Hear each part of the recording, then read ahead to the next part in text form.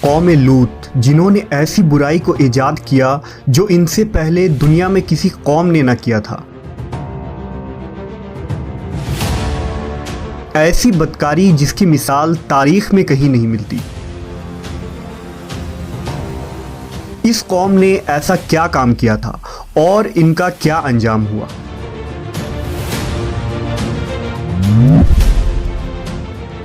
حضرت لوط علیہ السلام اللہ کے ایک برگزیدہ نبی تھے۔ آپ کے والد کا نام ہاران تھا جو تاریخ کے بیٹے تھے۔ آپ کی پیدائش عراق کے قدیم شہر اور میں ہوئی تھی۔ اس شہر میں ابراہیم علیہ السلام کا مسکن تھا۔ دراصل لوط علیہ السلام کے والد ہاران حضرت ابراہیم کے سگے بھائی تھے، یعنی حضرت لوط علیہ السلام حضرت ابراہیم کے بھتیجے تھے۔ چونکہ حضرت لوط علیہ السلام کے والد ان کے بچپن میں ہی انتقال کر چکے تھے، لہذا حضرت لوط کو حضرت ابراہیم نے بیٹا بنا کر پالا تھا۔ آپ حضرت ابراہیم پر سب سے پہلے ایمان لانے والوں میں شامل ہیں۔ آپ حضرت ابراہیم کے زمانے میں اہل سدوم کی رہنمائی کے لیے نبوت کے منصب پر فائز ہوئے۔ حضرت لوط کے بہت سارے معجزات ہیں۔ آپ جس وقت بارش کے لیے دعا کرتے تھے تو آسمان بادلوں سے بھر جاتا اور خوب بارش ہوتی تھی۔ حضرت لوط جس پتھر پر سر رکھ کر سوتے، اس پتھر پر آپ کے سر مبارک کا نشان بن جاتا تھا۔ سدوم وہ علاقہ تھا جہاں لوط علیہ السلام مبعوث فرمائے گئے۔ سدوم کے آس پاس 5 نہایت ہی خوبصورت شہر آباد تھے، جن میں سے ہر ایک کی آبادی 1 لاکھ نفوس سے زیادہ ہی تھی۔ یہ علاقے نہایت ہی سرسبز و شاداب اور قدرت کی فیاضی کا حسین شاہکار تھا۔ یہاں باغات کی کثرت تھی، لہلہاتی کھیتیاں یہاں کی ضروریات سے کہیں زیادہ تھی۔ اردن، شام اور اسرائیل کے درمیان بسا ہوا یہ علاقہ نہایت ہی زرخیز تھا۔ وہاں طرح طرح کے اناج، پھل، میوے بکثرت پیدا ہوتے تھے، اور یہی وجہ تھی کہ آس پاس کے بستیوں کے لوگ بھی اپنی معاشی اور غذائی ضرورت کے لیے ان بستیوں کی طرف آتے تھے۔ مگر یہ بات اہل سدوم کے لوگوں کو بالکل بھی پسند نہ تھی۔ ان کے خیال میں ان کی بستیوں میں پیدا ہونے والے پھلوں، اناجوں اور سبزیوں پر صرف ان کا ہی حق تھا۔ وہ نہیں چاہتے تھے کہ دوسری بستیوں کے لوگ ان کے علاقے میں آئیں۔ ایک دن سدوم کے لوگ اس بات پر غور و فکر کر رہے تھے کہ باہر سے آنے والے لوگوں کو یہاں آنے سے آخر کیسے روکا جائے، کہ ابلیس ایک بزرگ کی شکل میں ان کے محفل میں آیا اور کہا، اگر تم ان سے پیچھا چھڑانا چاہتے ہو تو میرے کہنے پر عمل کرو۔ اس اجنبی بزرگ کی بات لوگوں نے بہت توجہ سے سنی۔ ابلیس نے کہا، میں کل بتاؤں گا۔ دوسرے دن ابلیس ایک خوبصورت جوان لڑکے کی بھیس میں آیا اور انہیں اپنی عورتوں کے بجائے مردوں کے ساتھ فعل بد کرنا سکھایا۔ ابلیس نے کہا کہ اگر تم ان بستیوں کے لوگوں سے نجات چاہتے ہو جو تمہاری بستی میں آ جاتے ہیں تو ایسا کرو کہ جب بھی کوئی شخص تمہارے علاقے میں آئے تو تم لوگ زبردستی اس کے ساتھ اپنی خواہش پوری کرو۔ اس طرح یہ لوگ اس بستی میں آنا چھوڑ دیں گے۔ اپنی نفسانی خواہشات کے لیے مردوں سے بدفعلی اس قوم کا دستور بن گیا تھا۔ یہاں بے حیائی عام ہو گئی تھی۔ حکمراں، سردار، رؤسا، ہر طبقے میں گھر گھر یہ عمل پھیل گئی تھی۔ بھری محفل میں یہ لوگ اس فحاشی کے کام کو کر کے خوش ہوتے تھے۔ کوئی بھی محفل اس کام کے بغیر ادھوری سمجھی جاتی تھی۔ خاص کر مسافروں میں سے کوئی خوبصورت لڑکا ہوتا تو یہ لوگ اسے اپنا شکار بنا لیتے۔ تلمود میں لکھا ہے کہ اہل سدوم اپنی روزمرہ کی زندگی میں سخت ظالم، دھوکے باز اور بد معاملہ تھے۔ کوئی مسافر ان کے علاقے سے بخیریت نہ گزر سکتا تھا۔ کوئی غریب ان کی بستیوں سے روٹی کا ایک ٹکڑا نہ پا سکتا تھا۔ بارہا ایسا ہوتا تھا کہ باہر کا آدمی ان کے علاقے میں پہنچ کر فاقوں سے مر جاتا اور یہ اس کے کپڑے اتار کر اس کی لاش کو برہنہ دفن کر دیتے۔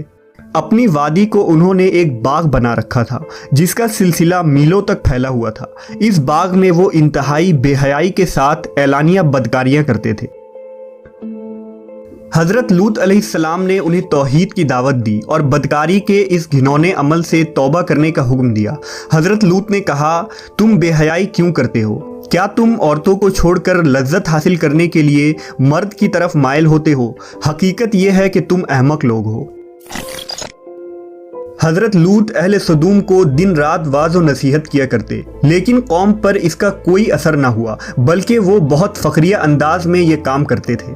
انہیں حضرت لوط کا سمجھانا بھی برا لگتا تھا، لہٰذا انہوں نے صاف صاف کہہ دیا کہ اگر تم ہمیں اسی طرح برا کہتے رہے اور ہمارے کاموں میں مداخلت کرتے رہے تو ہم تمہیں اپنے شہر سے نکال دیں گے۔ حضرت لوط نے نصیحت و تبلیغ کا سلسلہ جاری رکھا، لہٰذا ایک دن اہل سدوم نے خود ہی عذاب الہی کا مطالبہ کر دیا۔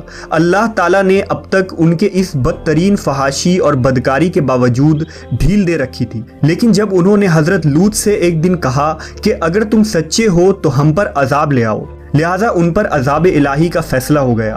اللہ نے اپنے خاص فرشتوں کو دنیا کی طرف روانہ کر دیا۔ یہ فرشتے دراصل حضرت جبرائیل، میکائیل اور اسرافیل علیہ السلام تھے۔ پھر یہ فرشتے حضرت لوط علیہ السلام کے گھر تشریف لے آئے۔ حضرت لوط نے جب ان خوبصورت نوعمر لڑکوں کو دیکھا تو سخت گھبراہٹ اور پریشانی میں مبتلا ہو گئے۔ انہیں یہ خطرہ محسوس ہوا کہ اگر ان کے قوم کے لوگوں نے انہیں دیکھ لیا تو نہ جانے وہ ان کے ساتھ کیا سلوک کریں گے۔ حضرت لوط کی بیوی کا نام وائلہ تھا، اس نے آپ پر ایمان نہ لایا تھا اور وہ دراصل منافقہ تھی، وہ کافروں کے ساتھ تھی، لہٰذا اس نے جا کر اہل سدوم کو یہ خبر دے دی کہ لوط کے گھر نوجوان لڑکے مہمان ٹھہرے ہوئے ہیں۔ یہ سن کر بستی والے دوڑتے ہوئے حضرت لوط کے گھر پہنچے۔ حضرت لوط نے کہا، اے قوم، یہ جو میری قوم کی لڑکیاں ہیں یہ تمہارے لیے جائز اور پاک ہیں، اللہ سے ڈرو اور مجھے میرے مہمانوں کے سامنے رسوا نہ کرو۔ کیا تم میں سے کوئی بھی شائستہ آدمی نہیں؟ حضرت لوط کی بات سن کر وہ لوگ بولے، تم بخوبی واقف ہو کہ ہمیں تمہاری بیٹیوں سے کوئی حاجت نہیں، اور جو ہماری اصل چاہت ہے اس سے تم بخوبی واقف ہو۔ قوم لوط کے اس بے شرمانہ جواب سے اندازہ لگایا جا سکتا ہے کہ وہ فعل بد میں کس حد تک مبتلا ہو چکے تھے۔ جب حضرت لوط علیہ السلام کی قوم ان کے گھر کی طرف دوڑتی ہوئی آئی تو حضرت لوط نے گھر کے دروازے بند کر دیے اور ان نوجوانوں کو ایک کمرے میں چھپا دیا۔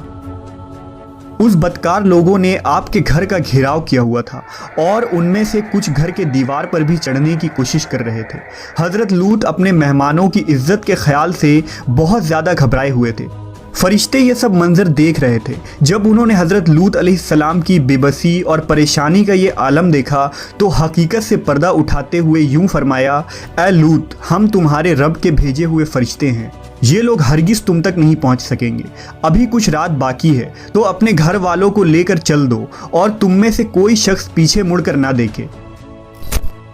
اہل سدوم حضرت لوط کے گھر کا دروازہ توڑنے پر بضد تھے، لہٰذا حضرت جبرائیل علیہ السلام نے گھر سے باہر نکل کر اپنے پر کا ایک کونا انہیں مارا، جس سے ان سب کی آنکھوں کے ڈھیلے باہر نکل آئے اور بصارت زائل ہو گئی۔ یہ خاص عذاب ان لوگوں کو پہنچا جو حضرت لوط کے پاس بد نیتی سے آئے تھے۔ حضرت لوط علیہ السلام حقیقت حال جان کر مطمئن ہو گئے اور اپنے گھر والوں کے ساتھ رات ہی کو نکل کھڑے ہوئے۔ بیوی بھی ان کے ساتھ تھی، لیکن کچھ دور جا کر وہ واپس اپنے قوم کی طرف پلٹ گئی اور قوم کے ساتھ جہنم رسید ہو گئی۔ صبح کا آغاز ہوا تو اللہ کے حکم سے حضرت جبرائیل نے بستی کو اپنے پر سے اکھاڑ دیا اور پھر اپنے بازو پر رکھ کر آسمان پر چڑھ گئے، یہاں تک کہ آسمان والوں نے بستی کے کتے کے بھونکنے اور مرغوں کے بولنے کی آوازیں سنی۔ پھر اس بستی کو زمین پر دے مارا، جس کے بعد ان پر پتھروں کی بارش ہوئی۔ ہر پتھر پر مرنے والوں کا نام لکھا ہوا تھا۔ جب یہ پتھر ان کو لگتے تو سر پاش پاش ہو جاتے۔ صبح سویرے شروع ہونے والا یہ عذاب اشراق تک پوری بستی کو نیست و نابود کر چکا تھا۔ قوم لوط کی ان خوبصورت بستیوں کو اللہ نے ایک انتہائی بدبودار